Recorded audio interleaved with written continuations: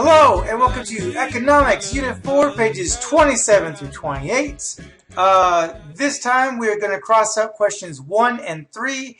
We're also going to skip FOMC and check clearing. Let's get it going. Alright, the Federal Reserve System.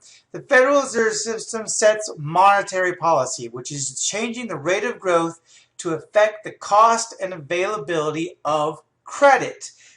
This is what the Federal Reserve System is run by the Board of Governors. They're the ones who are responsible for this. They're the ones who are supposed to be watching interest rates. And it may seem simple, but all they're trying to do is just affect all this through changing interest rates. And there's very few little other direct action they take. But this one direct action is huge. It has a number of different possible effects, both good and bad. So you could say that whoever the president puts on this actually, and on this board of governors, actually has more ability to affect the economy than the president himself.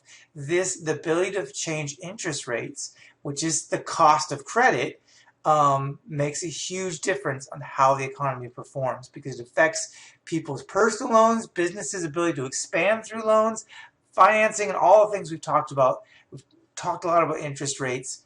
These guys set those interest rates, the standard interest rates for credit. Now, other companies may charge more, but they set general interest rates.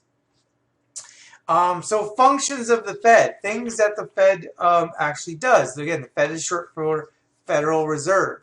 They regulate the money supply. So those M1 and M2 we talked about, they're the one making sure that there's not too much money so that we have a problem of inflation. They're making sure that checks actually get cleared. So when you write a check or when you swipe your debit card, they're the ones that regulate to make sure that money actually is taking place and no one's getting scammed, electronically. They act as the government's fiscal agent. I mean, that's obvious. They're the one. Fiscal is kind of saying for the economy of the nation and the money supply. So they control that. We've kind of covered that. They supervise banks, make sure banks are following the rules. They're not scamming anybody outside of what the law might allow. That's a whole different subject. Holding reserves and setting reserve requirements. Reserve requirements are that minimum amount of money that a bank has to have on hand at all times to make sure that they can, give people money when they ask for their money back. And the rest of it, after minimum amount, they can use to invest. And that's how banks really make profit. And finally, actually supplying the paper currency. They engrave it. They decide what it's going to look like, its security features. All that stuff is done by the Fed. That's about it. Short video. I was surprised myself.